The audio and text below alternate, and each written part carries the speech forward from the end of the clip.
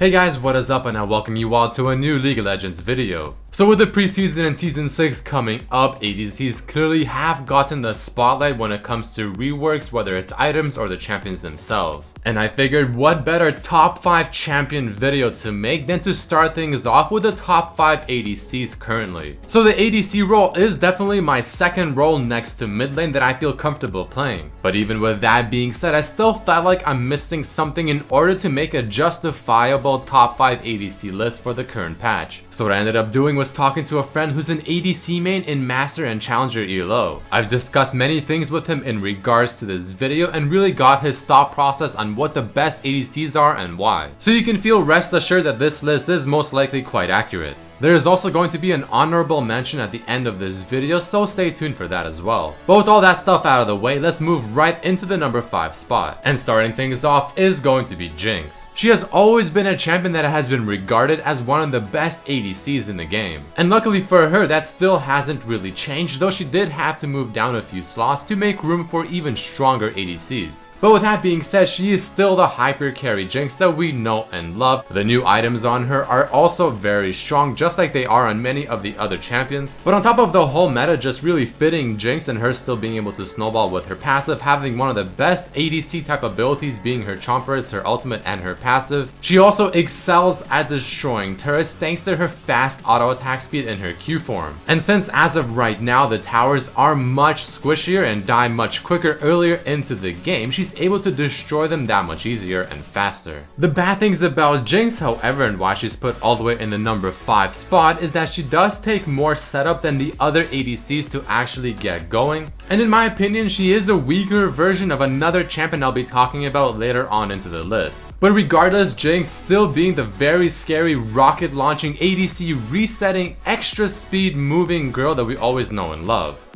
But moving into the number 4 spot is gonna be Vayne. Personally, I think this is one of the scariest ADC champions because she is just so hard to deal with, and if she ever gets fed and snowballs, well, she is just absolutely unstoppable. But to make things even better for Vayne, well, now she scales even harder because of the new items and just because of how much less defensive items that enemy opponents tend to buy nowadays. She is without question the best split pushing and 1v1 ADC champion in the game, being pretty much the assassin of bot lane. And combining static shift and rapid fire cannon along with her Q can be absolutely disgusting and devastating. Luckily for us, however, her laning phase is still very so-so, and there's many champions that can definitely abuse her and make her not come out as strong. And one of the main reasons for that is because she does have a very short auto attack range compared to the standard ADC. But another issue with Vayne that isn't necessarily the biggest thing is the fact that she does rely on items such as static shift for AoE damage or wave clear. But with all that being said, Vayne is still the deadly assassin ADC that we all know and love, or I guess maybe hate, and for the most part she is just simply a stronger version currently than she was before. But let's talk about the top 3 ADCs of this patch. And starting things off here is gonna be Lucian. So I don't have to tell you guys that Essence Reaver, when it was reworked, instantly the spotlight was put onto Lucian because it seems like this item was just made for him. Lucian is easily a spellcaster type ADC, loving to use abilities with an auto attack in between each ability as much as possible. So with that being said, not only does he eat up a lot of mana, but he also really relies on CDR, both of which Essence Reaver provides beautifully. He is still a lane bully because of just how much damage he can put out in a very short amount of time. He's overall very safe because of his dash and the potential low cooldown it can have. So within a team fight, he can be dashing around quite often and quite honestly be a very dashing champion. Another very good change that I honestly think they did this patch on Lucian is making his ultimate not scale off of attack speed, but instead just have a raw number of shots he will fire based on the rank of his ultimate. This puts him in an overall better place because he doesn't have to be snowballed in order to make his ultimate feel useful. Now, no matter how strong or how weak you are, I mean, his ultimate will be doing a good amount of damage regardless. So overall, it is just much more reliable and you don't need to build as much attack speed anymore. The cons of this guy is the fact that he still has that short auto attack range, so you do have to play very smart and aggressively, and you cannot siege as well as many other ADCs. That's a typo in the list. Following Lucian, let's talk about Misfortune, because oh man is she absolutely ridiculously strong. The beauty of Misfortune for me right now is the fact that she went from being probably one of the most underplayed ADCs last season to becoming one of the best and most played ADCs as of right now. But I mean, it is all for good reason. She is the definition of a lane bully at the very moment, all thanks to her passive and her Q ability doing an absolute ridiculous amount of damage if you use them properly. And one thing that's also really cool that I feel like some people may not be aware of is the fact that her Q, the second shot of it or the second hit of it, is counted automatically as a critical strike, which will be proccing things like Warlord's Bloodlust. Her E ability also has very high base damage that I think is actually quite honestly a little too high. But let's be honest, one of the biggest changes to the new Misfortune is her ultimate, because now it can critically strike. I don't know about you guys, but I've had teamfights where I've died solely to Misfortune ult, absolutely just wrecking my face, doing 1600 damage in the duration of the ultimate. It is absolutely disgustingly strong, and it can easily change a teamfight in your team's favor. And to top things off, to put the cherry on the cake, she also has a solid attack speed steroid on her W, which I think is very important for ADCs to have. Now the bad thing is about Misfortune, she has no hard escapes in her kit, so no dash like Lucian, no invisible tumble like Vayne. So jumping on her and killing her is a little easier than other ADCs, but she just does so much damage that by the time you even get to her, you're probably dead.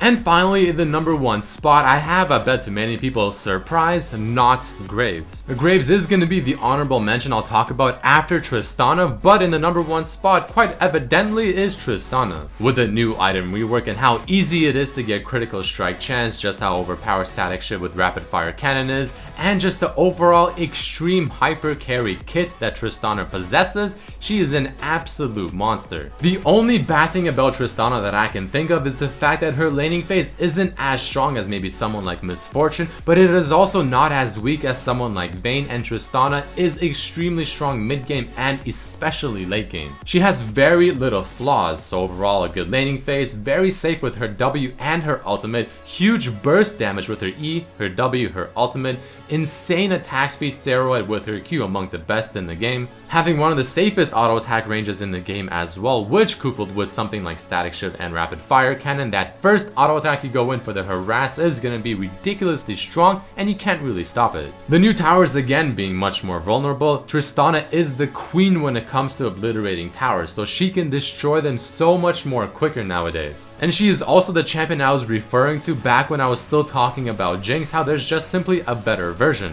Overall, Tristana, especially with the new ADC reworks and items, is just a powerhouse who doesn't have too many cons. And she really is just strong throughout the whole game while also excelling at mid game and late game. However, with that being said, the cons of her is the fact that she does require a somewhat specific playstyle at times, because you do have to use your W, which is something most ADCs will not use offensively in order to get the kills and to get the reset. And if you misplay with Tristana, which is something that you can obviously do, especially with someone like Vayne as well, your ultimate can easily save people if you miscalculate or just use it incorrectly. But other than that, this is the definition of a powerhouse champion that has very little flaws, so definitely want to play her.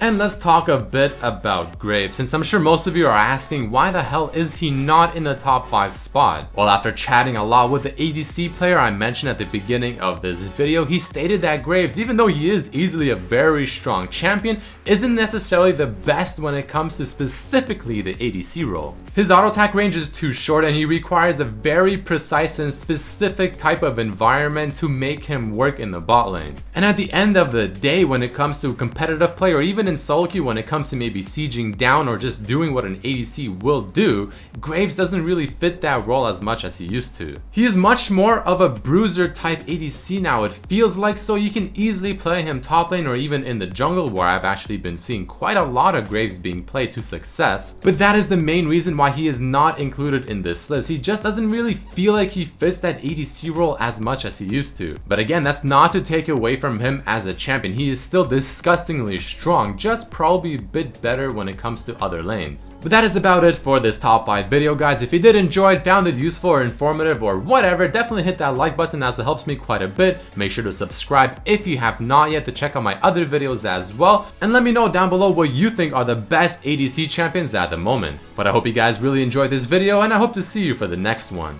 Peace.